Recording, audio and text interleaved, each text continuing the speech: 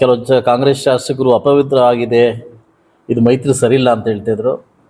ನಮ್ಮ ನಾಡದೊರೆ ಕರ್ನಾಟಕ ರಾಜ್ಯದ ಮಾಜಿ ಮುಖ್ಯಮಂತ್ರಿಗಳು ಆಗಿರ್ತಾ ಕುಮಾರಣ್ಣವರು ಕೂಡ ವರಿಷ್ಠರ ಬಗ್ಗೆ ಒಂದು ಇದು ಹೇಳಿದರು. ಈಗಾಗಲೇ ನಮ್ಮ BJP ರಾಜ್ಯಾಧ್ಯಕ್ಷಕ್ಕಂಥ ನಡ್ಡಾ ಸಾಹೇಬರು ಫೋನ್ ಮಾಡಿ ನನ್ನ ಸಾಯಂಕಾಲ ಕುಮಾರಣ್ಣನಿಗೆ 3 ಕ್ಲಿಯರ್ ಆಗಿದೆ, ಮತ್ತೊಂದು 4 ಕ್ಲಿಯರ್ ಆಗಿದೆ. ಒಂದು ಡಾಕ್ಟರ್ ಮಂಜುನಾಥ್ ಪ್ರಸಾದ್ ಅವ್ರದ್ದು BJP ಸಿಂಬಲ್ನಿಂದ, ಇನ್ನೊಂದು 3 ಕೋಲಾರು ಮತ್ತು ಹಾಸನ ಮಂಡ್ಯ 3 ಕ್ಲಿಯರ್ ಆಗಿದೆ. ನೀವು ಕ್ಯಾಂಡಿಡೇಟ್ ಅನೌನ್ಸ್ ಮಾಡಿ ಅಂತ ಕೂಡ ವಿಷಯ ಮೂಡಿಸಿದ್ದಾರೆ. ನಾಳೆ ಸಾಯಂಕಾಲ 4:15ಕ್ಕೆ ವಿಶೇಷ ಒಂದು ವಿಮಾನ ರೀತಿಯಲ್ಲಿ ವಾಪಸ್ ಬರ್ತಾ ಇದ್ದಾರೆ.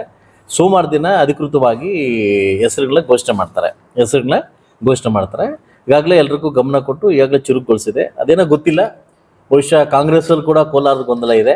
ಸೊ ನಮ್ಮಲ್ಲಿ ಕ್ಯಾಂಡಿಡೇಟ್ ಗೊಂದಲ ಇರಲಿಲ್ಲ, ಪಕ್ಷದ ಗೊಂದಲ ಇರಲಿಲ್ಲ, BJPಗೂ ಅಥವಾ JDSಗೂ ಗೊಂದಲ ಇತ್ತು. ಈಗ ಅಧಿಕೃತವಾಗಿ BJP ವರಿಷ್ಠರು ಇದನ್ನು ತೀರ್ಮಾನ ಮಾಡಿ ನಮಗೆ ಬಿಟ್ಟುಕೊಟ್ಟಿದ್ದಾರೆ. ಈಗಾಗಲೇ ಕೂಡ BJP ಕಾರ್ಯಕರ್ತರಿಗೆ ಕಟ್ಟಾಳಗಳಿಗೆ ಸೂಚನೆ ಕೊಟ್ಟಿದ್ದಾರೆ.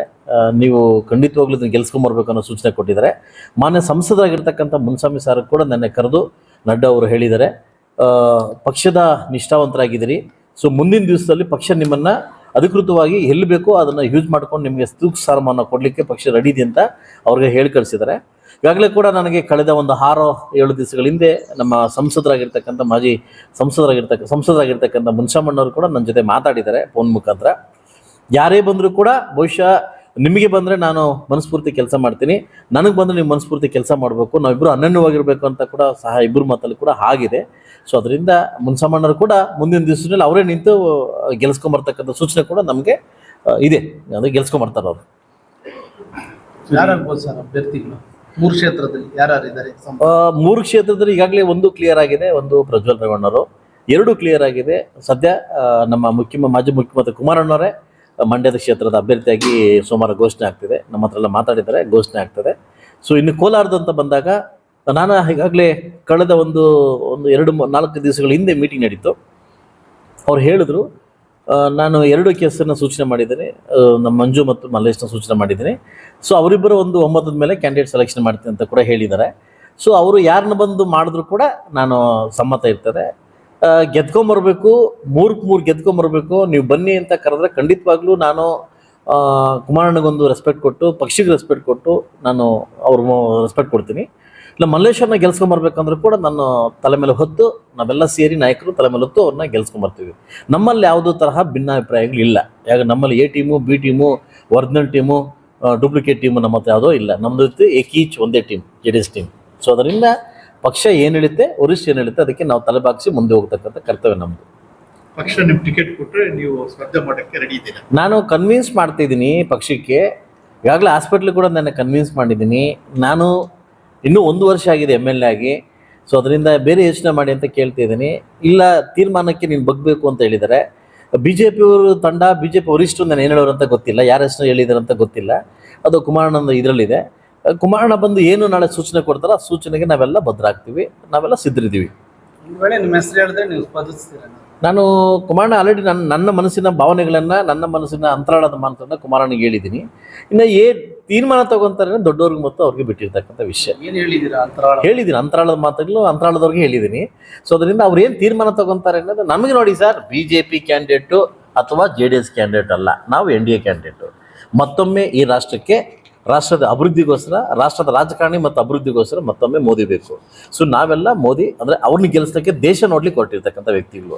ಇವತ್ತು ಸಾಕಷ್ಟು 168 ದೇಶಗಳಲ್ಲಿ ಶೃಂಗಸಭೆ ಕರೆದಾಗ ನಮ್ಮ ದೇಶಕ್ಕೆ ಯಾವುದು ಕೇರ್ ಮಾಡ್ತಾ ಇಲ್ಲ. ಇವತ್ತು ನಮ್ಮನ್ನು ಸ್ಟೇಜ್ ಮೇಲೆ ಕೂರಿಸ್ತಾರೆ, ಇಲ್ಲಿ ಭಾರತ ದೇಶ ಅಂತ ಕೂರಿಸ್ತಾರೆ. ಆ ಮಟ್ಟಕ್ಕೆ ಹೋಗ್ಬೇಕಾದ್ರೆ ನಾಯಕತ್ವದ ಗುಣ ಹೊಂದಿರತಕ್ಕಂಥ ಯಾವುದೋ ಏಕೈಕ ವ್ಯಕ್ತಿ ಇದ್ದರೆ ಅದು ಮೋದಿಜಿಯವರು.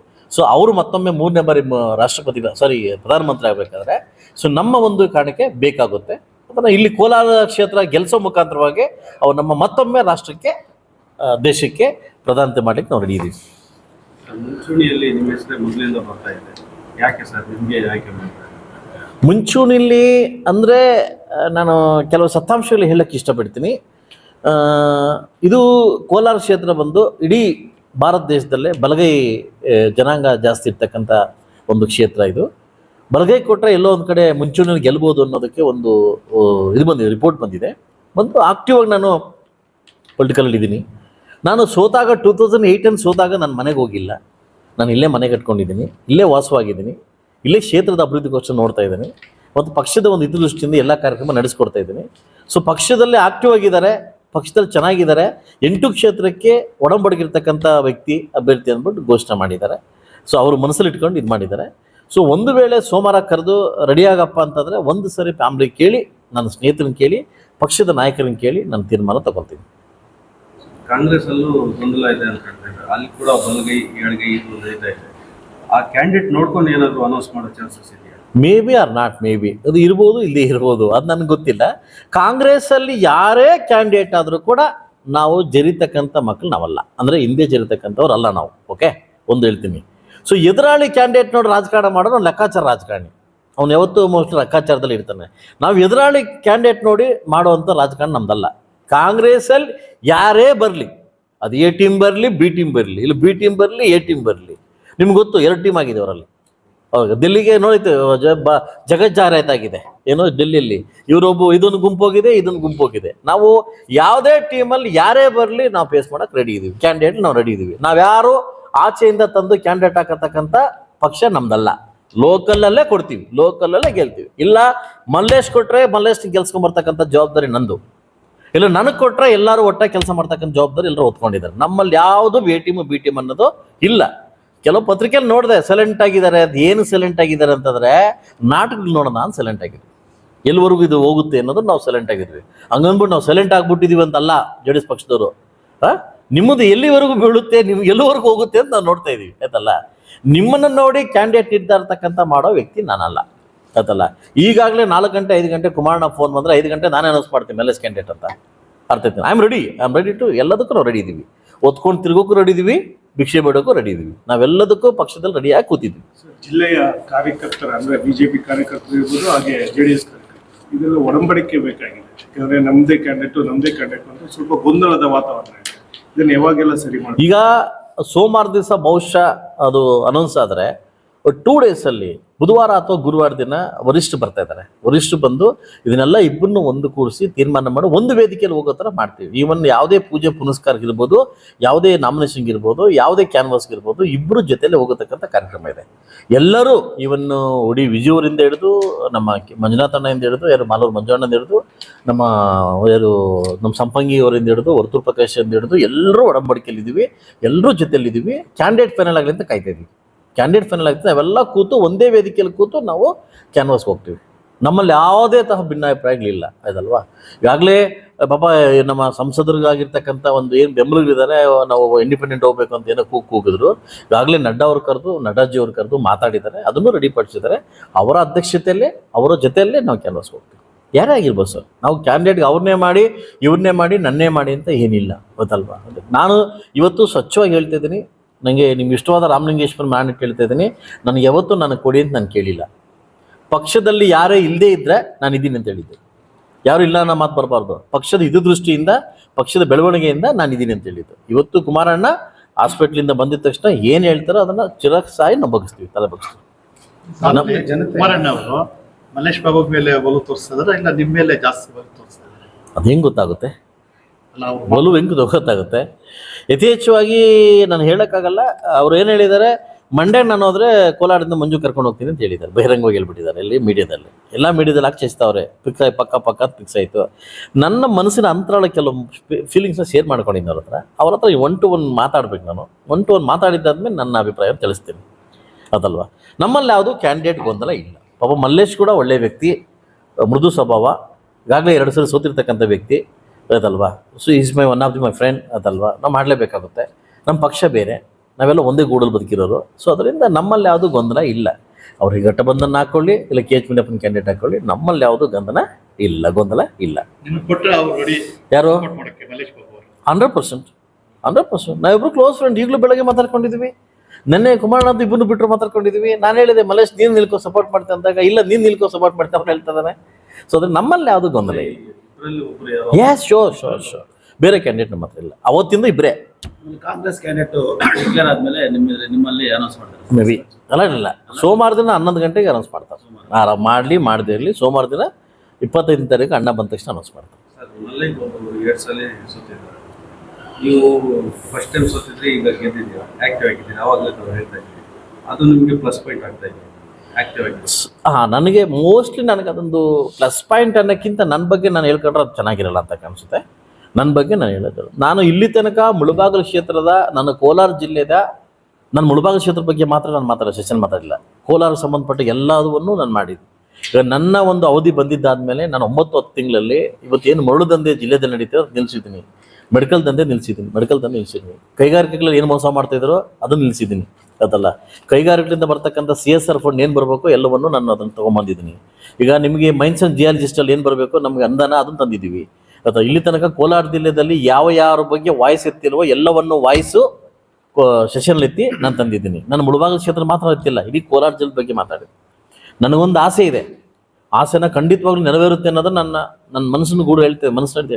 ನನಗೊಂದು ಆಸೆ ಇದೆ, ಕೃಷ್ಣಾ ಮೇಲ್ದಂಡೆ ಯೋಜನೆಯಲ್ಲಿ ಏನು ಕರ್ನಾಟಕಕ್ಕೆ ಪಾಲು ಬರಬೇಕು ಆ ಪಾಲು ಬಂದುಬಿಟ್ರೆ ಬಹುಶಃ ಇಡೀ ಭಾರತದ ಇತಿಹಾಸದಲ್ಲಿ ಕೋಲಾರ ಚಿಕ್ಕಬಳ್ಳಾಪುರ ಹೈಲೈಟ್ ಆಗುತ್ತೆ. ಯಾಕೆಂದರೆ ಇಲ್ಲಿ ಪುಂಗನೂರು, ಇಲ್ಲಿ ಕುಪ್ಪಂ ತನಕ ಕೃಷ್ಣಾ ಮೇಲ್ದಂಡೆ ಯೋಜನೆ ಬಂದಿದೆ. ನಮಗೆ ಬರಬಾರ್ತಕ್ಕಂಥ ಕೃಷ್ಣಾ ನದಿ ಪಾಲು ನಮ್ಗೆ ಬರಬೇಕು ಅಲ್ಲ, ಆಂಧ್ರ ತನಕ ಬಂದಿದೆ. ಬಹುಶಃ ಏನಾದರೂ ಮೋದಿಯವರು ಮನಸ್ಸು ಮಾಡಿಬಿಟ್ರೆ ಆ ಒಂದು ಚೂರು ಈ ಕಡೆ ಬಂದ್ಬಿಟ್ರೆ ಕೋಲಾರ ಜಿಲ್ಲೆ ಹಸಿರಾಗ್ತದೆ. ನನ್ನ ಕನಸು ಕೂಡ ಅದೇ ಇರೋದು. ನಾನೊಬ್ಬ ಉದ್ಯಮಿ, ನಾನು ಚೆನ್ನಾಗಿದ್ದೀನಿ, ನಾನು ಹೆಲ್ತಿ ಆಗಿದ್ದೀನಿ, ಚೆನ್ನಾಗಿದ್ದೀನಿ, ಆಯ್ತಲ್ವಾ. ಬಟ್ ಏನಾದರೂ ಒಂದು ಶಾಶ್ವತವಾಗಿರ್ತಕ್ಕಂಥ ಕಾರ್ಯಕ್ರಮ ಕೋಲಾರ ಜಿಲ್ಲೆಗೆ ಮಾಡಬೇಕು ಅನ್ನೋದು ನನ್ನ ಅವಳ ಇದೆ.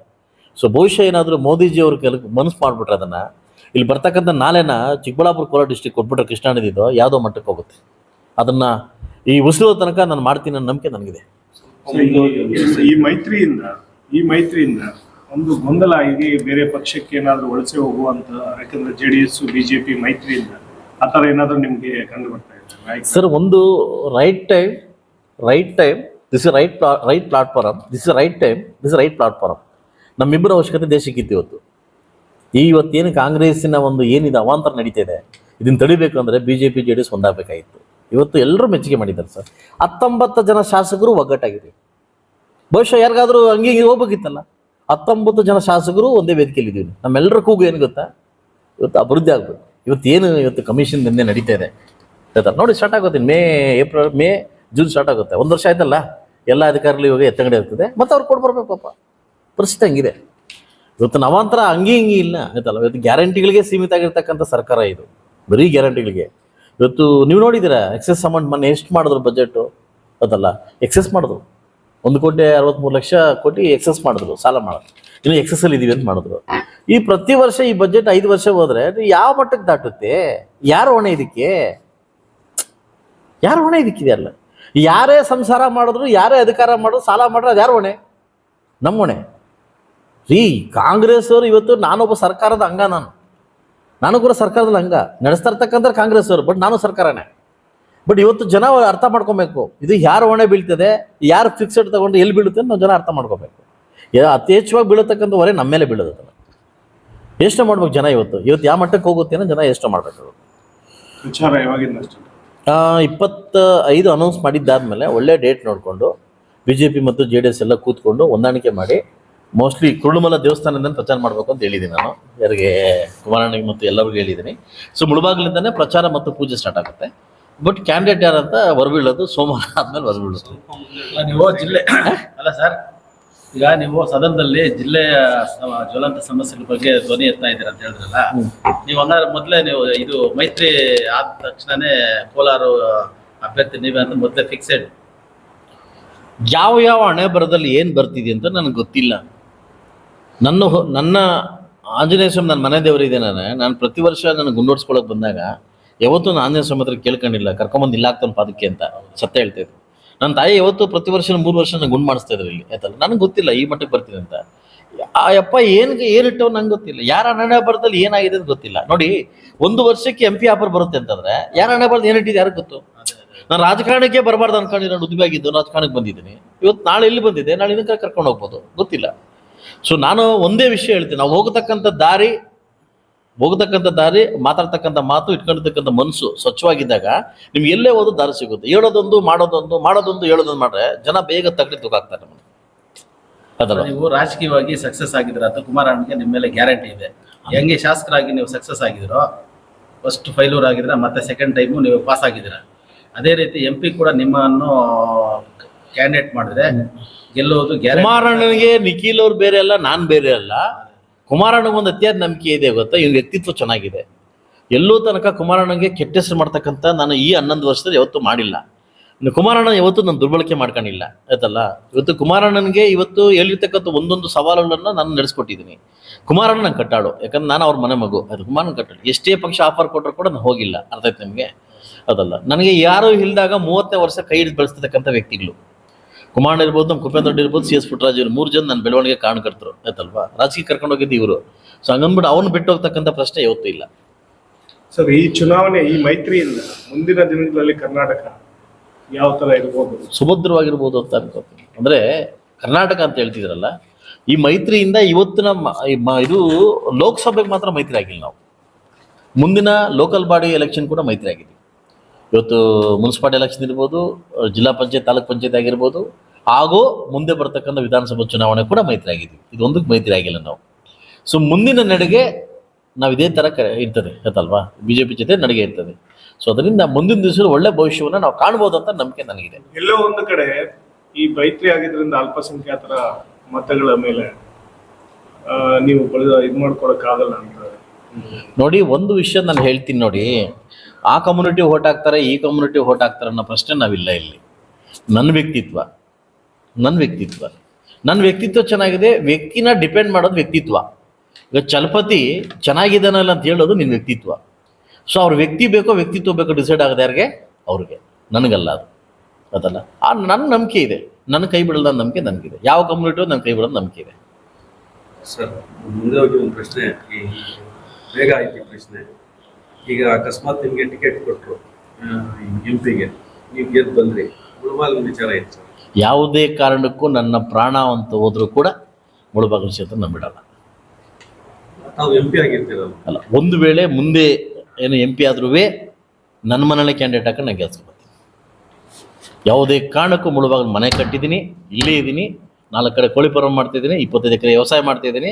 ಮುಳುಬಾಗಿಲು ಬಿಟ್ಟು ಹೋಗ್ತಕ್ಕಂಥ ಪ್ರಶ್ನೆ ಇಲ್ಲ. ಭವಿಷ್ಯ ಏನಾದರೂ ಅಗಲ್ಗನ್ಸ್ ಕಾಣ್ತಾ ಇದ್ರೆ ಅಗಲ್ಗನ್ಸ್ ಕಾಯ್ಕೊಂಡೇ ಇರಲಿ.